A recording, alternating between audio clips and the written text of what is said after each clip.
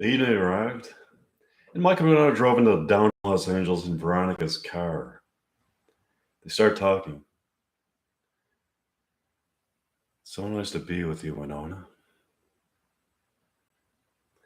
What I really like is how I have access to you as the character Veronica Sawyer as an archetype whenever I watch Heathers and in person when I'm with you.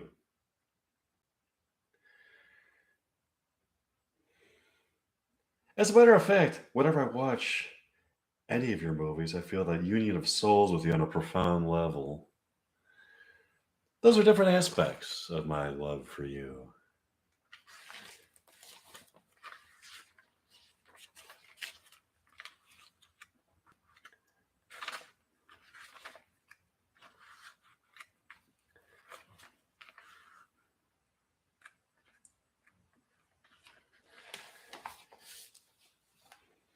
There's a love that I feel for you when I'm either alone thinking about you or watching a movie of yours. The love I feel for you when I'm alone is a love that I can enjoy in the most idealistic fashion as I can control it. The love I feel for you when I'm with you is a love that must be validated by the return of your love for me. In that sense, it is out of my control and is an unconditional. I hereby validate my love. Oh, Winona, that makes me so profoundly happy. Me too. Winona, yes. What is it? We have to stick together. Together, we are immortal. Immortal? Yes, immortal. You are the enchantress of the sea. You are my destiny. When I make love to you on the beach by the ocean, we shall both become immortal. That is the power of our love.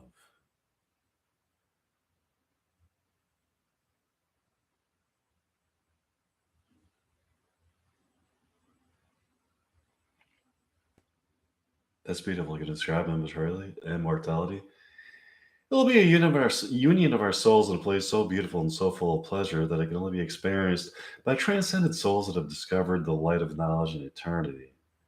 Wonderful. Hey, look out the window. It's Veronica Sawyer and Kando over Planet Jondaque. What would she be doing with Kando?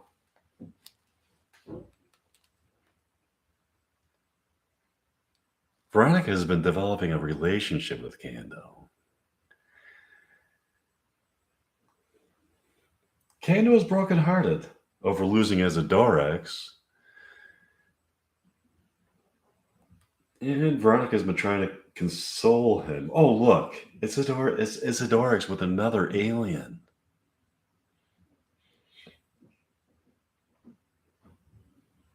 It's going to be interesting to hear what you write next.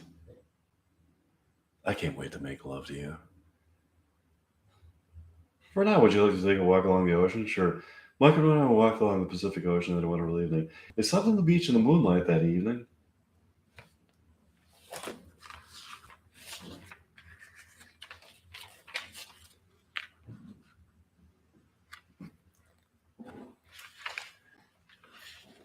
Lying on the beach with you is a sublime pleasure. It sure is. The night sky is full of stars tonight. We really have a beautiful vantage point from which to gaze upon distant other worlds. Yeah, I'm looking at the twinkling stars and imagining what might be going on around them. And if it is possible that some of these star systems have planets in orbit that have habitable that are habitable for sentient life. I've got something to tell you. I happen to know that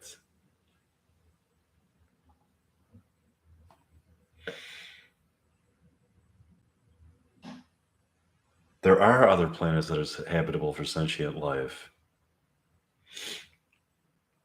How do you know that? I know that because I met two aliens. As a matter of fact,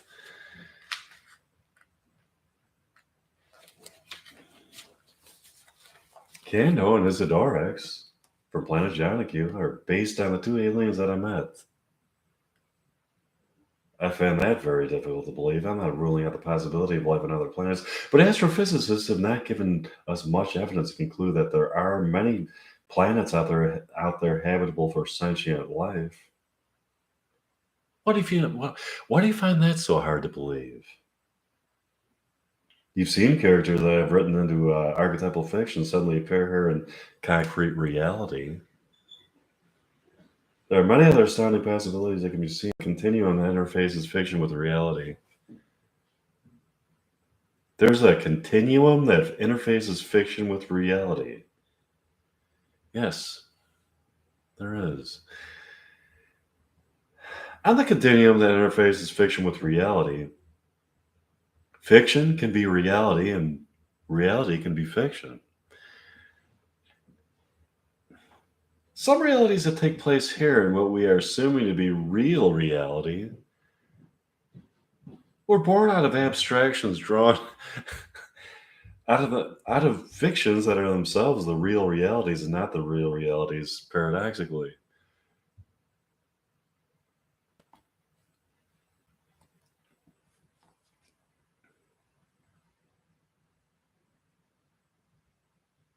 The real realities? That's a deep concept. Exactly. The real realities, paradoxically, fictions are realities and realities are fictions. They interface in a continuum.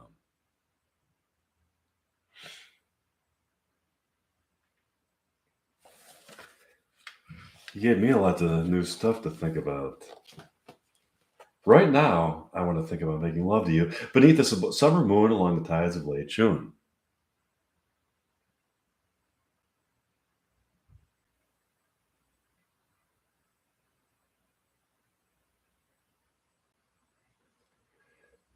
Sure, Michael and Winona made love and had a wonderful evening. They got out to a beautiful morning. When they got out, they noticed that the baby blue Porsche was gone. They slept on the beach that night and parked the car in a parking lot nearby. Upon waking up, they saw that the car was gone. I noticed that we have two problems.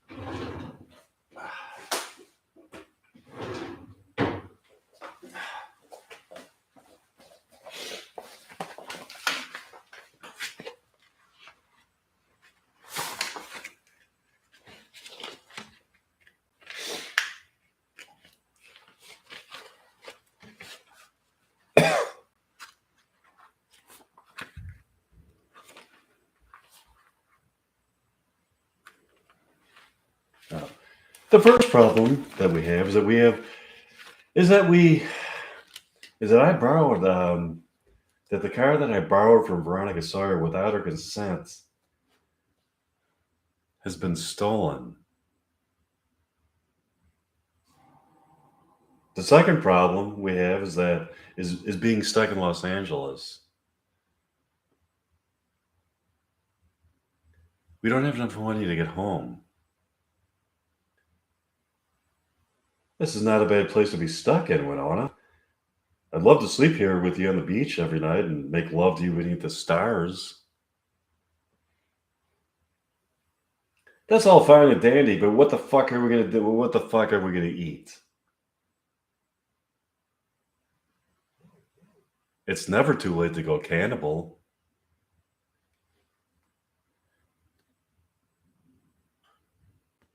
Cannibal? I'm not going cannibal.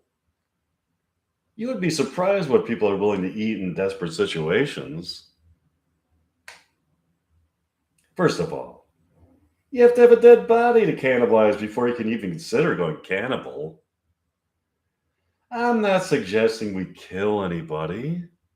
Just that we look around for murder victims or maybe even dig up a few corpses from the local cemetery. Are you for real? Are you the man that I thought I knew? I'm not a cannibal yet. I was just saying that I'm considering going cannibal. You think you know a person? I'm totally kidding.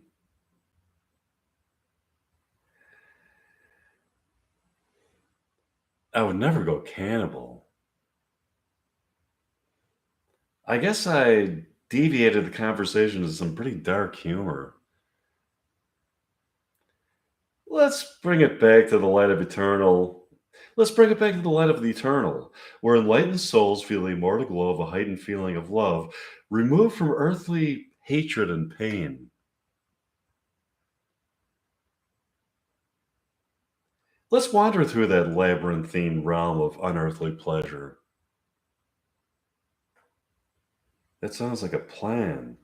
Seriously speaking, what do we do now? Maybe we'll have to hitchhike home. For now, we have enough money for food and we can sleep on the beach.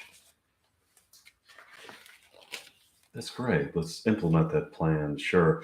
Mike and Winona made love again that night beneath a beautiful June evening sky. They had a wonderful evening. They got up the next morning and went to a local breakfast place called Mindy's Pancake Eatery.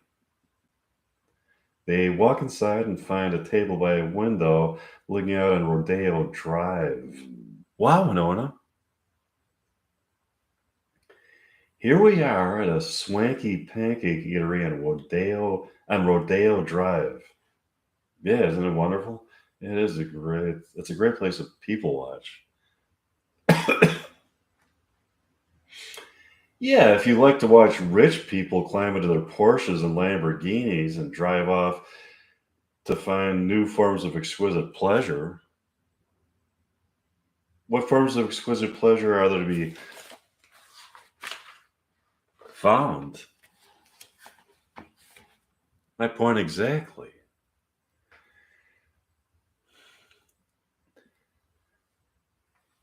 None.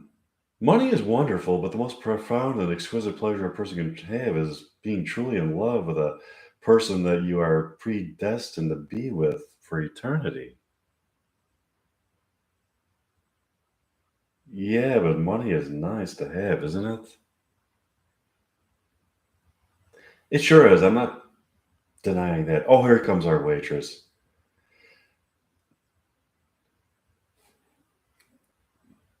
A big fat waitress named Maud comes to the table. Hi, I'm Maud. Hi, Maud. Hi. Do you have anything else to say? What else would I have to say? You're our waitress. You're supposed to ask us what we would like to eat here at the restaurant. You work in as an employee. Where did you get that? I'm not a waitress. You're not a waitress? You sure look like a waitress. You're dressed like a waitress. You're giving me so many reasons to believe that you are a waitress. And yet, I'm not a waitress.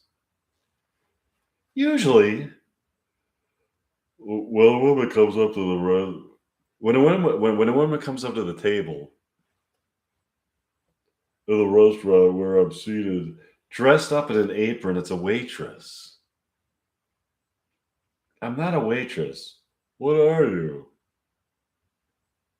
That depends. I'm either a friend or an enemy.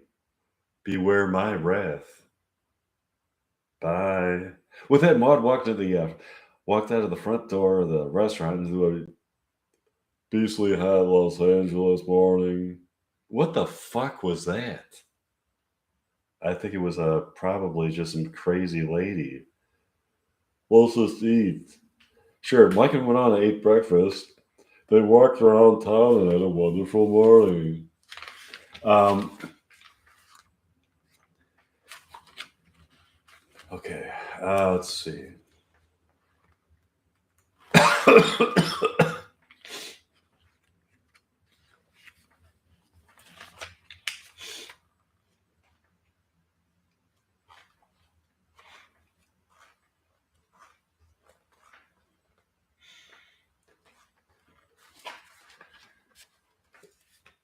Mike and Winona slept on the beach that evening in a lover's embrace.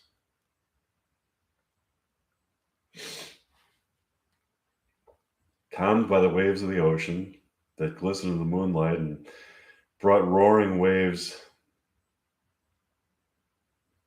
that harmonized with the eternal soul of the shore. They got up the next morning, decided to go for a walk on the beach along the ocean. What's with the lady in the diner? I don't know. That was some strange woman. Yeah, she seemed to be posing as a waitress.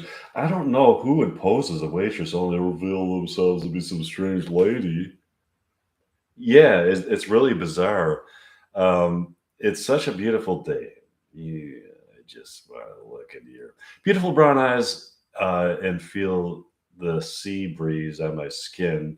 Let me just look deep into your eyes.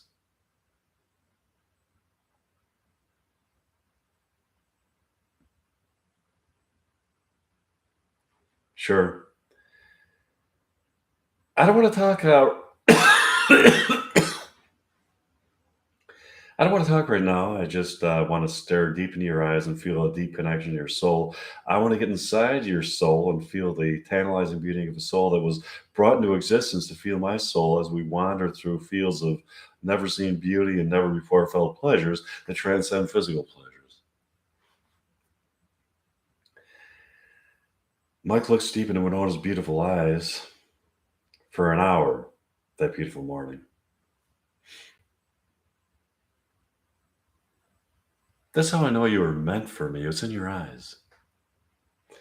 I agree. Mike and Winona had a wonderful afternoon. Mike and Winona went for a walk the afternoon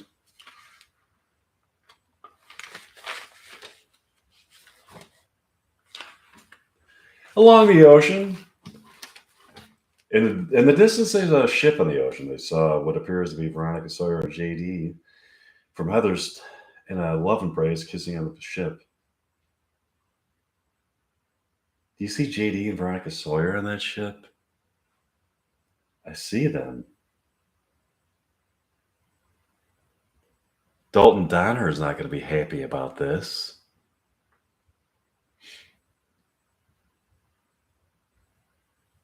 JD seems to be having an affair with Veronica Sawyer here. In reality, I've got to make sure that Dalton Donner gets Veronica Sawyer. I'm the person who would put Dalton Donner into an archetypal existence. You have me in real life. I know that, Winona, but I want you in fiction too.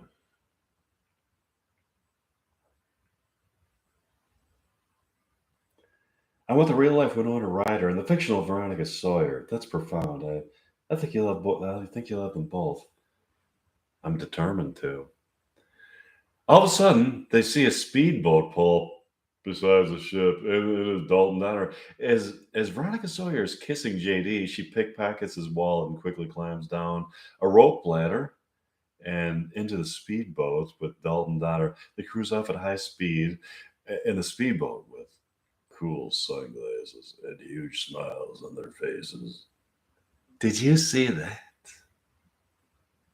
Yeah, I saw it. Veronica Sawyer stole JD's wallet and cruised off in a speedboat with Dalton Donner. I wonder where they were going. I don't know. I'm just happy to see them back together. I love the cool sunglasses they had on and the smiles on their faces. I like the cool sunglasses and smiles too. It's so cool. It is so cool. When I see a couple with cool sunglasses and smiles, I feel a sense of the unmitigated coolness that permeates my soul and takes me to a place of immortal pleasure wherein the only law of a ruling class of cool people is that the utmost standards of coolness are upheld to keep society in a state of cool bliss.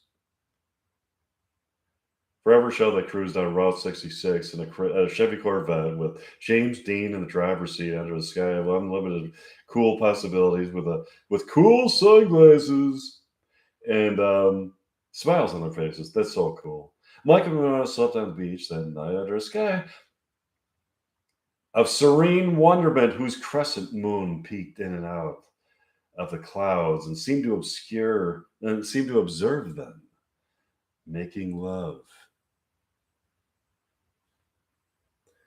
They had a wonderful evening.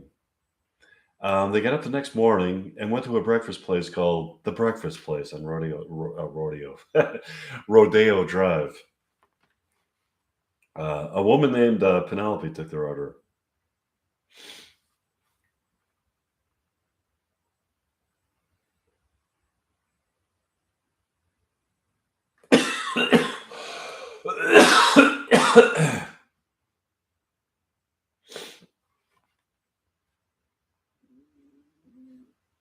Hi, welcome to the Breakfast Place.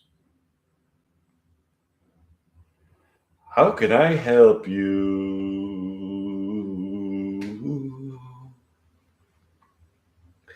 Penelope, I noticed that the tables in here levitate. This table, for example, is levitating about 4 feet above the ground. Why is that? That's in celebration of the 50th anniversary of The Exorcist. And The Exorcist sequel that is going to be released. That's very intriguing, but how were you able to accomplish that? Through a reverse gravity propagation thrust capacitor that was designed by engineers at NASA. As a matter of fact, each person who eats at this restaurant shall be possessed by the devil.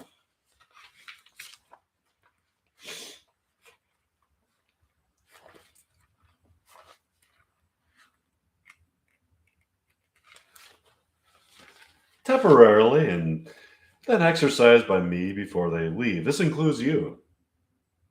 This includes me? I don't want to be possessed by the fucking devil. I just want to enjoy some delicious pancakes and coffee with Winona here, and then enjoy a beautiful summer day in Los Angeles. Oh, hi. Um, that's too bad. You must first be possessed by the devil and then exorcised before you leave for the day. Another hesitation I have about this is that you are a waitress. Since when do waitresses exorcise people from the devil?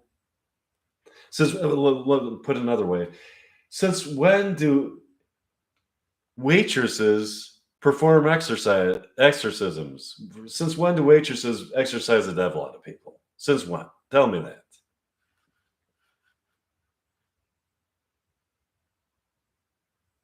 In Los Angeles, there are waitresses who are also exorcists. It's a job requirement. All of a sudden, Mike and Winona are sitting in their. All of a sudden, Mike and Winona, sitting in their levitating chairs, become possessed by the devil. Their heads rotate. Their heads rotate at 360 degrees, and they spew out some green stuff out of their mouths. Long live Satan! Beelzebubba is the dark knight who shall conquer the world. Beelzebubba? That's the title of a Dead Milkman album. I know, I couldn't resist. You weren't really possessed by the devil? You weren't really possessed by the devil? No, Penelope, it didn't work on us. We've conquered the devil. Okay. I'll let your table stop levitating now. What will it be for breakfast? I'll have the paradise pancakes and a cup of Mountain Morning coffee. And for you, Winona? I'll have the paradise pancakes and Mountain Morning coffee. Coming right up.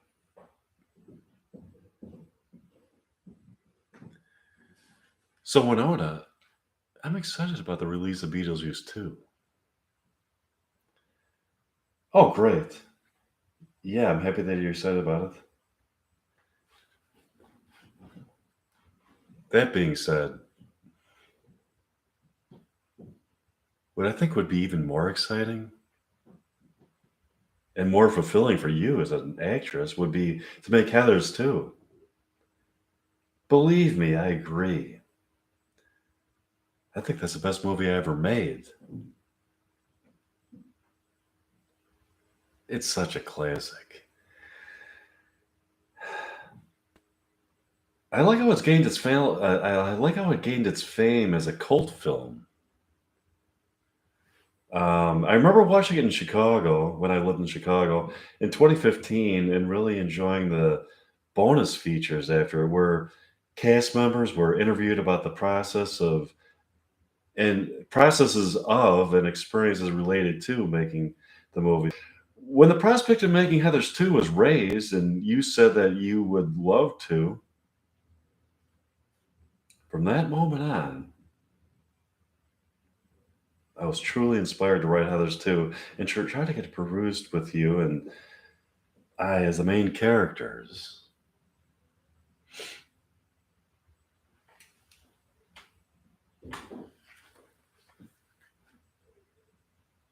I think it would be outstanding. Let's go for a walk. Sure. Michael and I went for a walk on that Los Angeles morning. We had a wonderful afternoon.